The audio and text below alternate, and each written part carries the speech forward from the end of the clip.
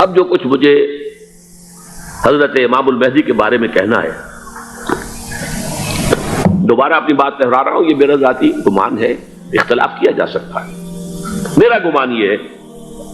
کہ یہ اب جو مجدد آئیں گے وہ حضرت مہدی ہوں گے۔ پہلی بات تو یہ جان لیجئے کہ مہدی دو ہیں، ایک شیعوں کے مہدی، ایک سنیوں کے مہدی، ان میں بڑا فرق ہے۔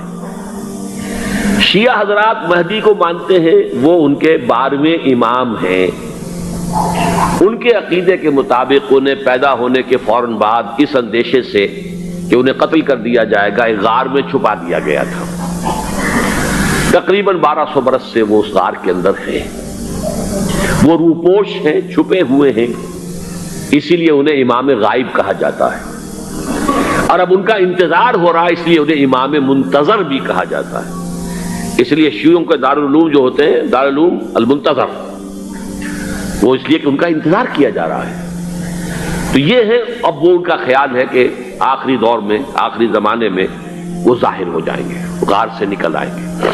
دیکھیے، میں اس عقیدے کو اس بنا پر رد نہیں کرتا کہ یہ ناممکن ہے کہ کیسے کوئی شخص جو ہے 1200 برس تک کسی غار کے اندر زندہ رہ سکتا ہے، نہیں، میں سمجھتا ہوں ممکن ہے۔ 300 برس تک اصحاب کہف رہے کہ نہیں رہے؟ سوئے رہے، 300 ایئرس ہم مانتے ہیں۔ حضرت عیسیٰ اسی حیات ارضی کے ساتھ 2000 سال سے موجود ہیں آسمان پہ کہ نہیں ہے؟ آپ کو معلوم ہے حضرت عزیر 100 برس تک مرنے کے بعد دوبارہ زندہ کر دیے گئے۔ فَأَمَاتَهُ اللَّهُ مِئَةَ عَامٍ ثُمَّ بَعَثَهُ۔ تو ناممکنات میں سے کوئی سوال پیدا نہیں ہوتا، لیکن یہ کہ آیا کوئی امامت معصومہ کا تصور قرآن اور حدیث سے ہمیں ملتا ہے؟ پھر یہ کیا یہ موروثی امامت کہ حضرت علی کی نسل جو حضرت فاطمہ سے چلی ہے اسی میں یہ امامت ہوگی؟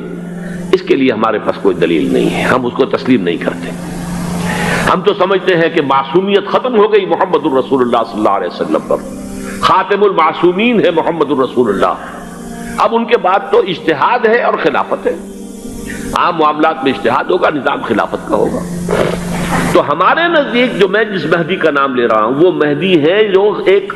مجدد ہوں گے، جیسے کہ مجددین کے نام میں نے آپ کو گنوائے ہیں، مجدد الفسانی ہو، شاہ ولی اللہ ہو، سید احمد بریلوی ہو، شیخ الہند ہو، ایک ہوں گے انسان جو پیدا ہوں گے انسانوں کی طرح، عام طور پر اپنی عمر کو، پختگی کو پہنچیں گے، پھر وہ سامنے آئیں گے منظر پر، پھر وہ کام کریں گے، قیادت کریں گے، عرب میں ان کا ظہور ہوگا۔ دوسری بات یہ نوٹ کر لیجئے حضرت مہدی کے بارے میں، ہمارے ہاں احادیث کے جو مجموعے ہیں ان میں جو ٹاپ کے 2 مجموعے ہیں ان میں کہیں حضرت مہدی کا ذکر نہیں ہے، نہ صحیح بخاری میں نہ صحیح مسلم میں، لیکن ہم اسے نظر انداز نہیں کر سکتے کہ صحائح ستہ کی بقیہ 4 کتابوں کے اندر موجود ہیں، لہذا نظر انداز نہیں کر سکتے، اگنور کرنا ممکن نہیں ہے۔ اب اس میں چاہتا ہوں کہ کچھ حدیثیں آپ کو میں سناؤں جن میں حضرت مہدی کا تذکرہ کیا گیا ہے۔ پہلی ہے وعن عبداللہ ابن مسعود قال قال رسول اللہ صلی اللہ علیہ وسلم، حضرت عبداللہ ابن مسعود سے روایت ہے، وہ فرماتے ہیں کہ حضور نے ارشاد فرمایا لا تذهب الدنيا حتى يملك العرب رجل من اہل بیتی، یہ دنیا ختم نہیں ہوگی جب تک کہ عرب پر میرے اہل بیت میں سے ایک شخص کی حکومت قائم نہ ہو۔ اور آپ کو معلوم ہے کہ آج تک عرب پر حضور کے اہل بیت کی کوئی حکومت قائم نہیں ہوئی، اور جب قائم ہوئی بھی تھی حضرت علی کو اگر شمار کیا جائے، اس لیے کہ حضور نے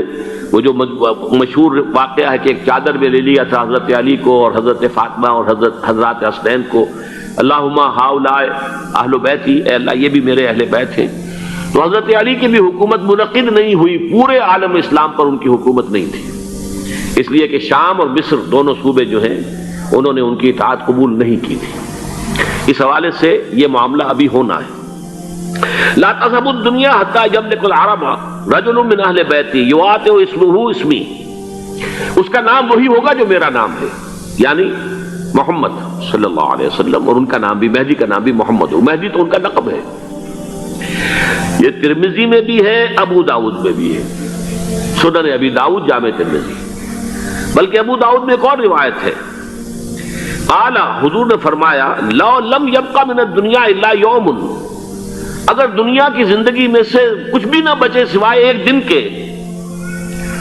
لطول اللہ تعالی ذلک اليوم، تو اللہ تعالیٰ اس دن کو لمبا کر دے گا، حتی یبعث فیہ رجلا منی، یہاں تک کہ میرے خاندان میں سے ایک شخص کو اٹھائے گا، من اہل بیتی، میرے اہل بیت میں سے، یواطئ اسمہ اسمی و اسم ابی ہے اسم ابی، جس کا نام میرے نام پر ہوگا، جس کے والد کا نام میرے والد کے نام پر ہوگا، محمد ابن عبداللہ ان کا نام ہوگا، اور وہ یملأ الارض قسطا وعدلا کما ملئت ظلما وجورا، وہ سرزمین عرب کو عدل اور انصاف سے اسی طرح بھر دیں گے جیسے کہ وہ ظلم اور زیادتی سے بھر چکی ہوگی۔ دوسری روایت ہے حضرت ابو سعید خدری رضی اللہ تعالی عنہ سے، حضور نے فرمایا المہدی منی اجل الجبہۃ اقن الانف یملأ الارض قسطا وعدلا کما ملئت ظلما وجورا یملک 7 سنین، رواہ داود، کہ مہدی مجھ میں سے ہوں گے بڑی روشن پیشانی والے اور بڑی کھڑی ناک والے، وہ زمین کو بھر دیں گے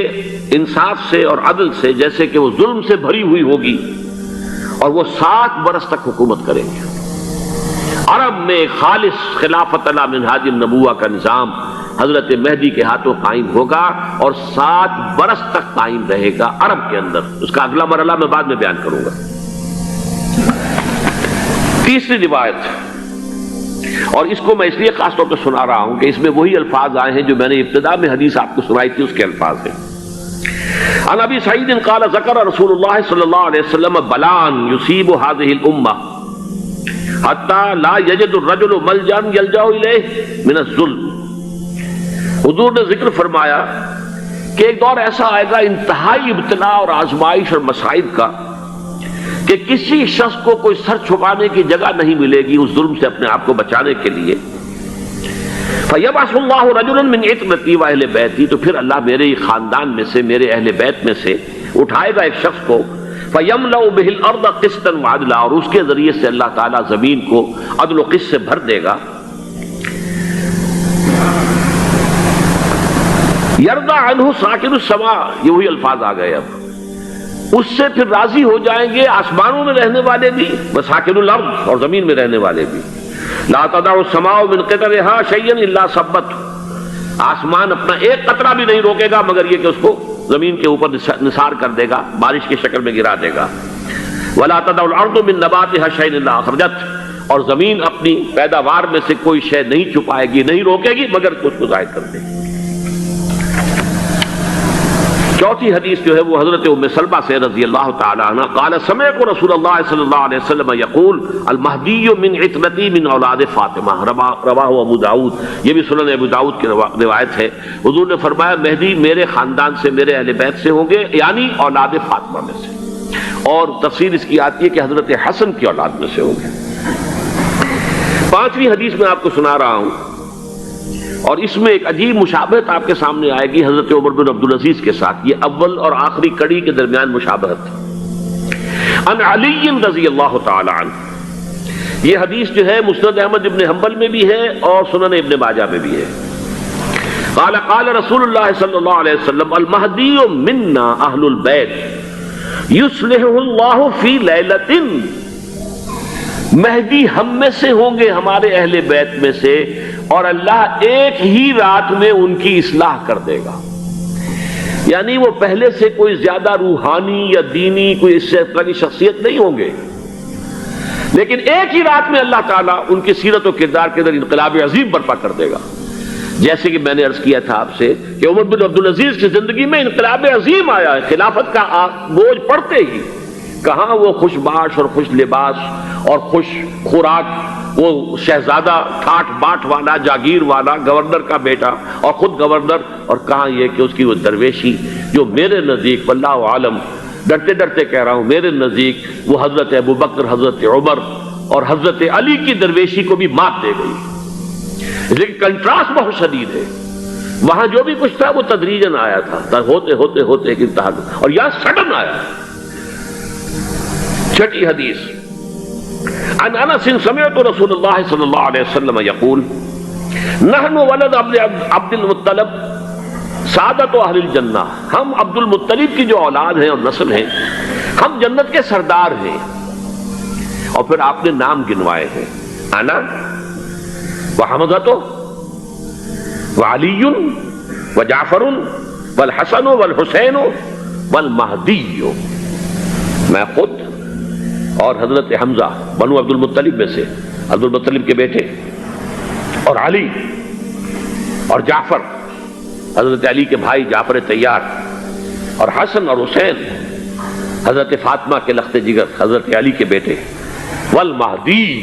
اور آخر میں جا کر پھر مہدی۔